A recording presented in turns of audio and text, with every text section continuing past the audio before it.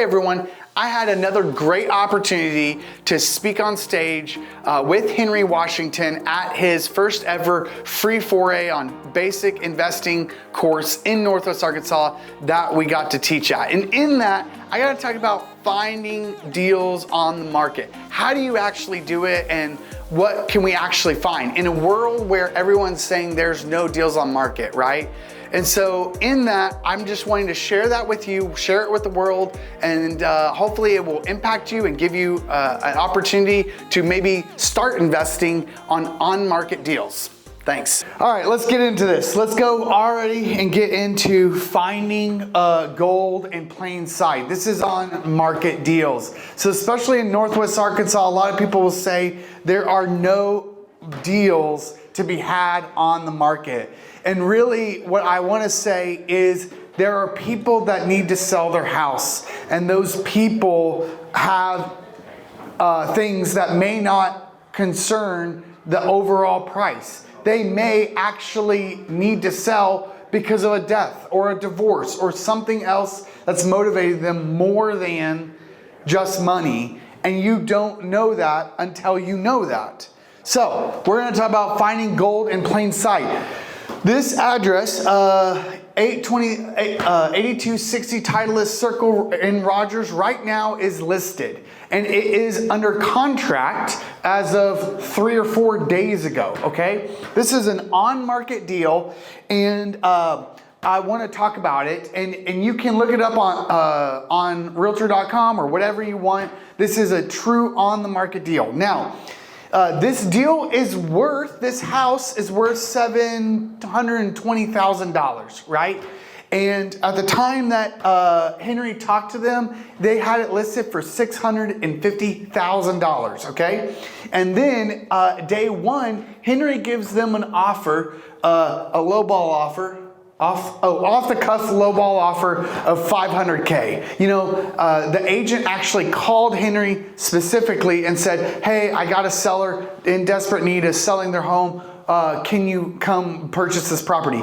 And so he's like, okay, yeah, well, I'm going to be honest. My offer is going to be lower than what you could sell it for. I'll offer you $500,000. And so they came back day two. The agent counters at $550, right? And then as soon as they countered back at $550, Henry called me, and Henry's like, hey Ryan, run these numbers. Tell me what it is. And so I ran numbers, and I said, hey man, the ARV is $720,000. But I seriously think we need to go look at it, because what Henry then said was, well, why is it not selling? They've got it listed for $650,000. I was like, man, the 3 reasons why a house does not sell is because price, marketing, and condition. Yeah, price, marketing, condition. Those are the 3 reasons why a property does not sell. And it's going to be the merger of one of those 3 things. And so so I'm like, hey, Henry, I can't figure it out. We need to go do a site visit, and we need to go look at it and say, is it worth $720, and what is it? And so when we went and looked at it, we're like, hey, there's just some cosmetic things that we have to do here, but then there's a fully unfinished basement or partially finished basement, and we need to finish it out. And what we realized when we went to the site visit is, one, we were thinking, who's the end buyer? Who's buying a $720,000 house, right? It's someone who's probably very, very busy, and they don't have time to imagine what this house could be, but it's 4,000 something square feet.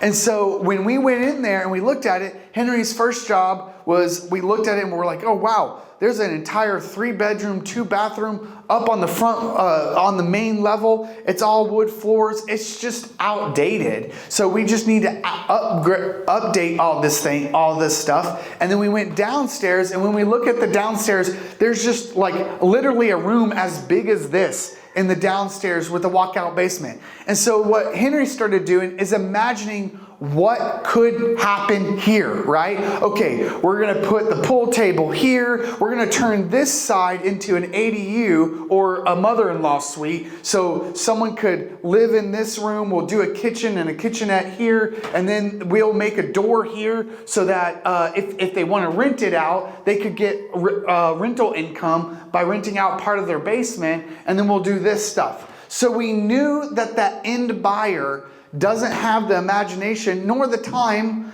or wanting to do the hassle of doing the renovation. So we can make money to do that renovation. Now, when we did it, we wanted to make $100K off of this. So we went back to them and said, I'm so sorry, but we had to offer $450,000 after we saw the renovation that needed to be done. And again, you're thinking, what? This seller is going to be like, F no, I got it listed for $650. No, that's not what they said. They said, whoa. They said the agent countered back at $488.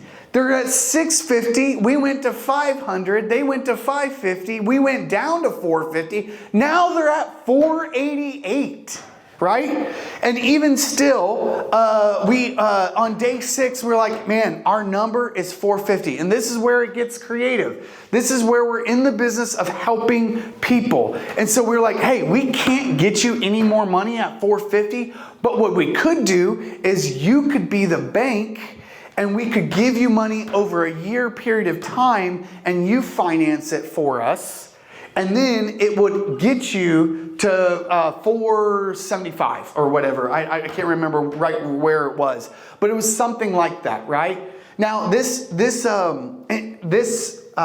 seller did not choose our offer. It is under contract though, because what we said was like, hey, honestly, you're giving up a lot at 488. You really should just drop the price. And this is me talking to the agent. And I'm just like, hey, I don't know why you still have it listed at $650. If they're willing to take $488 and they want to sell now, drop price. And then they did, and they got it under contract. But they told us, they were like, oh, you've been great. Thank you so much.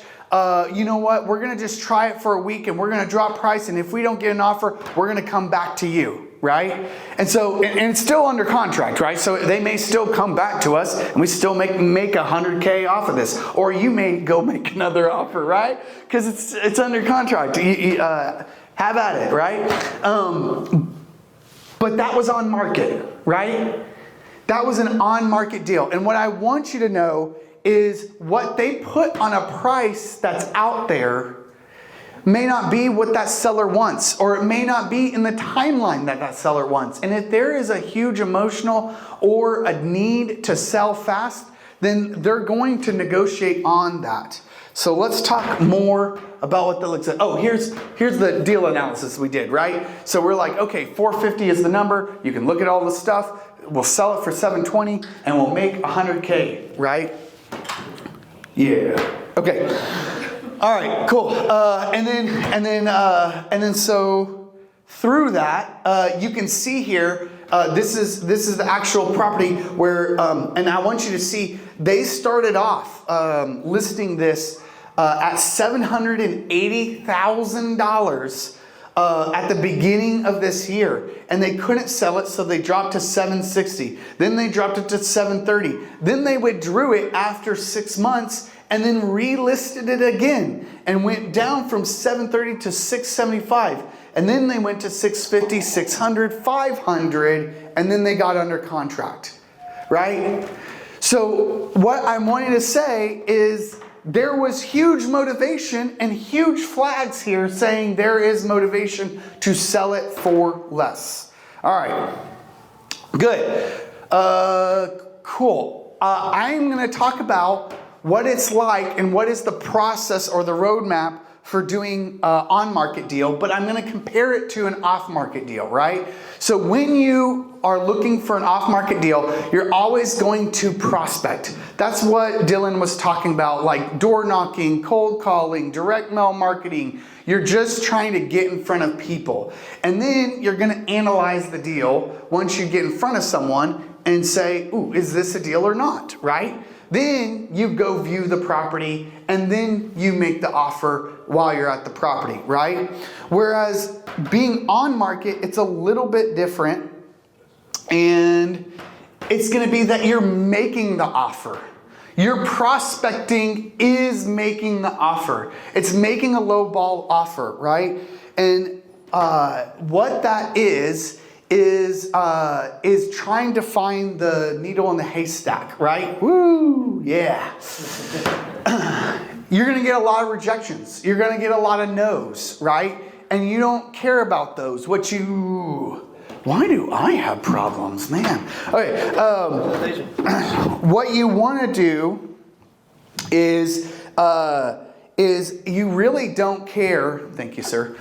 You really don't care about the ones that are rejecting you. But what you do care about is anyone who is willing to counter you, okay? Now, in this, you can always spend a lot of time, right? And I want you to see that you make the offer, then you analyze it, then you go view it. It is not worth it to go view every single property that is on the market because you don't know what their motivation is. So don't spend time going and looking at properties. Spend time on making the offer to try to identify if there is motivation, okay? Let's continue on.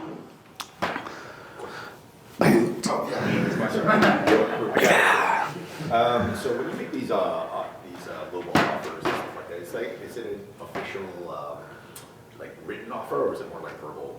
Yeah, that's a great question. So the question is the offer that we're sending, is it an actual written offer or if it's a verbal offer? Here is the known fact in real estate agency world. If I get an offer, I have to present an offer. Now, do all lowball offers I present actually get to the seller? I would probably say no, because the agent will be offended, but that's on them and that's illegal on them, right? But we do present a written offer. I do not actually have to go present a verbal offer. But that does get into a very good point, which we will get into, which is how do you systemize? Oh, you're the systems guy, right? Yeah. How do you systemize that offer? How do you make sure you are protected and that you can send out multiple offers and just keep going, right? Because you don't want to spend, or your agent, you don't want your agent spending a ton of time on that front end. You want to spend more time on just talking with the agents that do have sellers who do need to sell. So, all right. So, what is the roadmap and what are the next steps? So, when you're doing on-market deals, it is really good to niche down and figure out what your search is. What are you looking for? And then filter that down and make that offer. So for example, we'll get into that. And then analyze and counter, right? So what does that look like? This is good. So for some searches that you can go for, right? You can do REO or foreclosure properties. Those are typically bank-owned properties, and you can just start making offers on all bank-owned properties. I will give you a hint. They are always going to counter back, and they're always going to counter back pretty much at list price. And then you counter back again. You could do with the same price, and then the bank is going to come back at a lower price. The bank just literally has some guy sitting at a cubicle that says, when getting offer, counter at same price. Okay, do that. Okay, when getting second offer, counter back at 10%. Okay, do that, and that's what they're doing, right, on foreclosure properties. You can look for properties where you can assume the loan. You can do an FHA or a VA or an RD loan. Most of these federally backed loans, you can assume someone else's payments. So for example, I won't get into it, but I was going to purchase my own single family house and I was going to assume a loan at 2.875% interest rate. Who wants a 2.875? Yeah, that is awesome. That is awesome. And if you can do that, you can look up properties just solely on what the current seller has, whether it's an FHA, VA, or RD loan. Also, my hidden gold, which takes a little bit of time, so get that social media partner, spouse to look through properties that are mislabeled or incorrect. Look for a 2-bedroom that it's a 2-bedroom, but it's 1,500 square feet. You're like, where is the square footage going, right? And could we convert this into a 3-bedroom, right? That could be a good opportunity. I want to tell you, not all agents are created equal. I love it when I help a buyer, and what I tell all my buyers is, hey, don't say no to the house if the pictures are crap. That just says more about the agent than it says about the property. This may be a hidden gem that we can go after. Sometimes some agents just post one photo. I've had it where duplexes, they literally were selling 4 duplexes on the same road. They didn't even go to slow down. They just pulled out their phone. You see their mirror in their camera, like bam, bam, bam. All right, those are the photos I'm gonna post because my job's marketing and that's how good I am, right? What? It is amazing. That could be a good deal for you. And so when you see that, go after that. Auction properties right now. Aaron's bought an auction property. Auction.com is really good. Fun fact that I just learned is Benton and Washington County, what they legally have to do when they're selling a foreclosure property, they have to post it on a board at the Benton County Courthouse. It is nowhere online. Today, or not today, 2 weeks ago, someone bought 7 acres for $58,000. $58,000 for 7 acres. Oh, and there was a double wide on it, right? Do what you want with that. But, you know, anyways, you still can make money there. So just FYI, ask Haya. Okay, so anyways, you could do auction.com, or another great list that is very easy for an agent to pull for you is withdrawn or expired listings. I just want to say there are so many opportunities that are on market, but you just have to stay consistent, like Dylan said, and actually push for it, right? And try to find the needle in the haystack, right? The withdrawn and expireds are a very good opportunity because they are in a negative state. They really wanted to, the expireds are they chose an agent and the agent didn't do the job to sell the property. Or withdrawn, the agent was doing their job, but then they got so frustrated with the agent because the agent wasn't really selling the property that they pulled the listing from the agent, right? So this seller is frustrated, but they just rose their hand saying, hey, I really need to sell my property, right? And there could be a great opportunity here. I remember, I'm going to tell one more story because I love stories. But I remember one property in Bella Vista. Henry has a website. This is why it's also good to have, well, anyway. So he has a website. This lady fills out the information. Henry calls her, books an appointment. Henry sends it to me, and I say, Henry, you realize this deal is on the market right now? He's like, yeah, and why is it not selling? She just wants to sell. And I was like, I don't know. Let's go look. And we went and looked at it, and everything was fine. Nothing. Literally, but the agent posted the Google Street View as the picture. And when we went and looked at this property, we're like, this property is so much better than what it was actually reality. So then Henry, it was on market, and Henry just bought it direct to seller. So the seller was like, screw you, agent. I found a buyer. And then Henry and I relisted it. 30 days later, he made $45,000 because that seller, even though the price was at, I don't know, $215 in the day, Henry came in and purchased it for $165. He made the offer and he got it because that seller really had a reason to sell that property, and it isn't always just about, I need all the money. Okay, continue on. All right. Filtering the deal. Let's go on that one. So, some strategies in filtering the deal. right? One is looking for properties that are 90 days on the market. This is important. It is dependent on your area. So in Mountain Home, it may be 365 days, right? If it's Florida, it may be 2 days, right? So it depends on your area, but the thing I want you to focus on is what is the seller thinking is the average time it's going to take.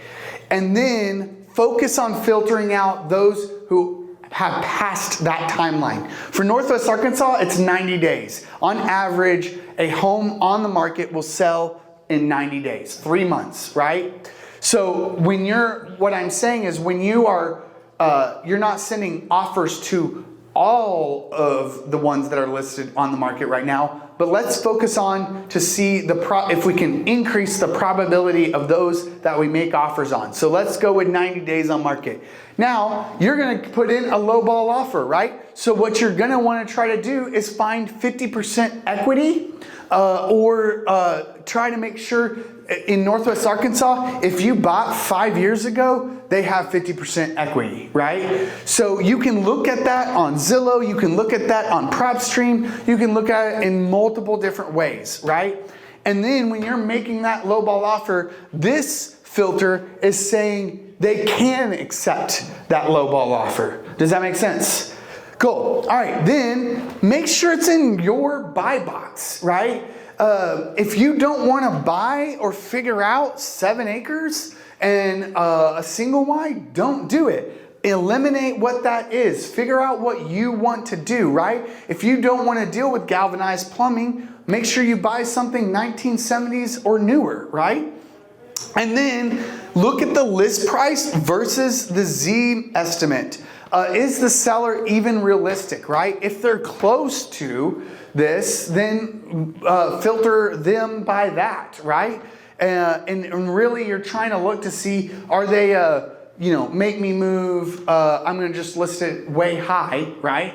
I'm gonna be honest with you, most agents don't even know how to tell what the value of a property actually is. In the biggest real estate firm in Northwest Arkansas, I've taught on how to price properties for like 4 years in a row. And I can guarantee you the same people kept coming to that place and did not know how to price. I'm like, man, your job is pricing marketing. Like, what are you doing? Oh, we're out of the car, just roll down the window, right?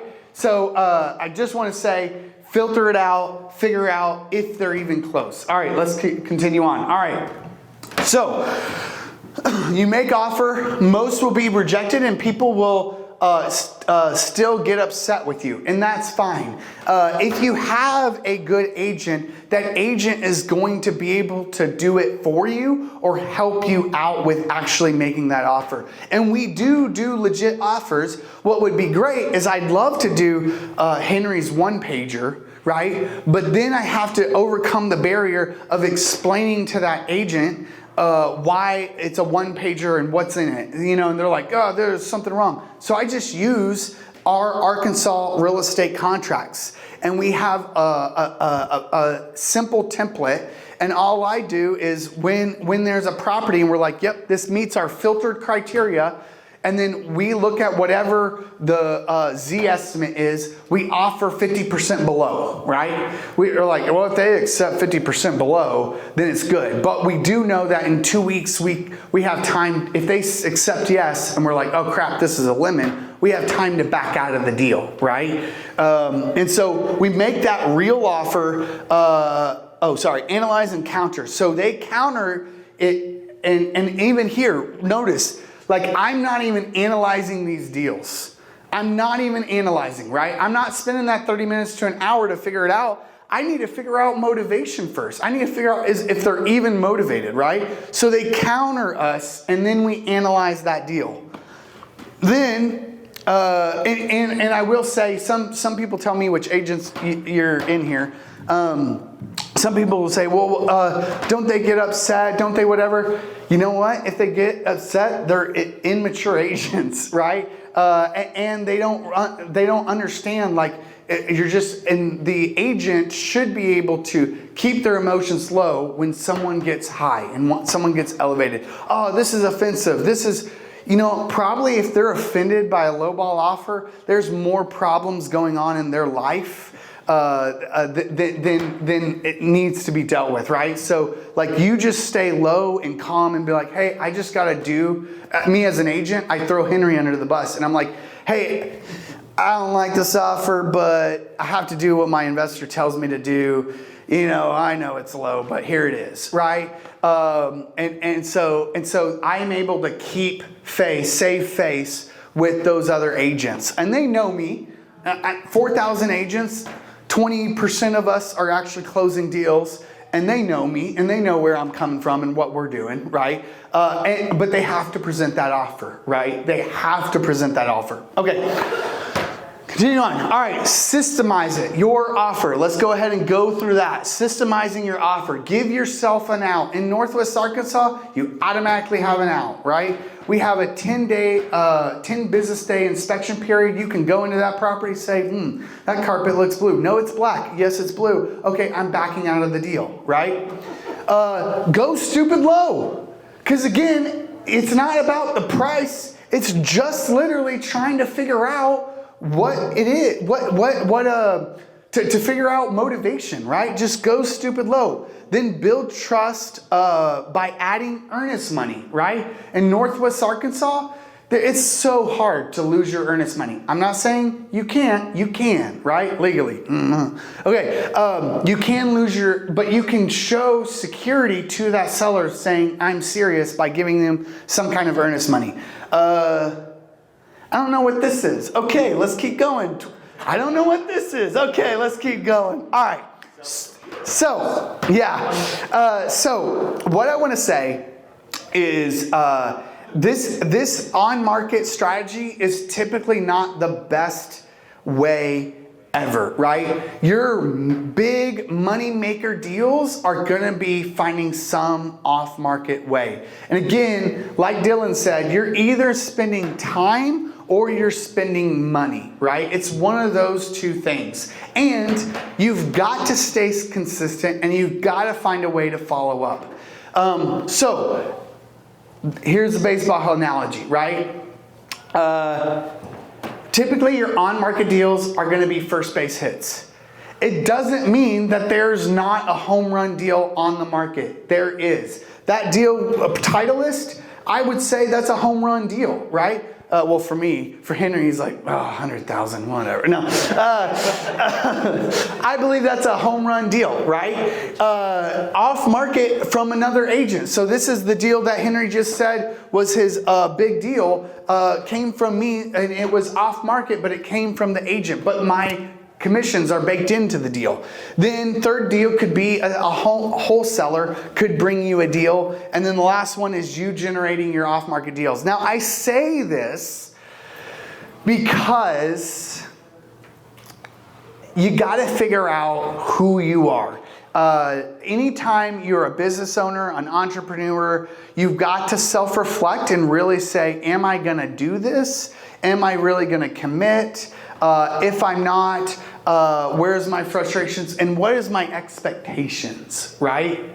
And if you're going to go this route and look for deals on the market, know that it's not going to be probably a home run deal that you're hearing from Dylan or you're hearing from Henry, right? But it's, again, it's time on market beats timing the market every single day, right? And so on the market deal can become a home run as long as you hold it for long enough. I have a guy who he's done my strategy, which is like you buy property, you renovate it, and then you hold it. Like I basically, when I bought those duplexes, I did everything, right? I fixed everything and I made it perfect, right? And he was telling me, yeah, if I looked and I just had bought on the market, Rosh Coleman, and held them for as long as I've held my buy and holds, I would have been better in my net worth position if I just bought those Rosh Colemans because it would have appreciated over time, right? And so it's a factor of time, right? Because he spent so much money out of pocket on the capital expenditures of fixing up the properties, right? And so what he's saying He's saying, I could have just bought first base deals and it was a new construction. Now, I would have made way less cash flow day one. But 10 years later, I would have been better off and it would have made more money, right? So really analyze yourself and analyze the strategy in which you want to go for to make it happen. I don't think there's another one, but this time I'll stop and say questions. Ryan, I've got a guy like you. And Awesome. You say systemize it. You, every time you want to send one out, I'm in the group, so I've seen this already. Do you just type in the header information and what the offer is, and then you've got everything else filled out inside the document? Yep. And then you put that little 3-line offer out to them in your email. Yes, I have a templated email that I send out, and it already says, it's almost my excuse. Oh, I'm so sorry, my investor made me send this offer, right?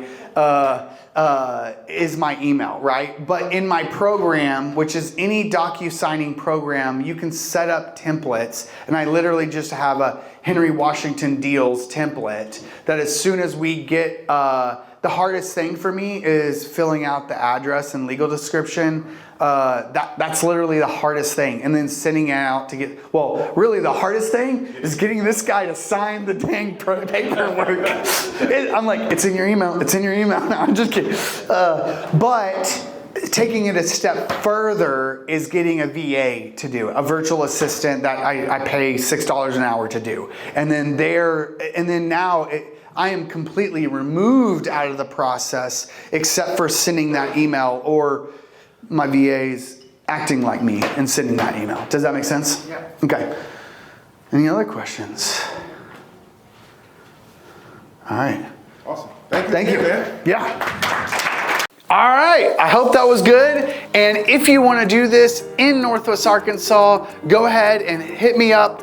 Talk to my team. We'll be able to set up a call. If you want to start investing in Northwest Arkansas, we will be the person to help you find that and help you secure your own life and legacy through real estate. Thanks so much.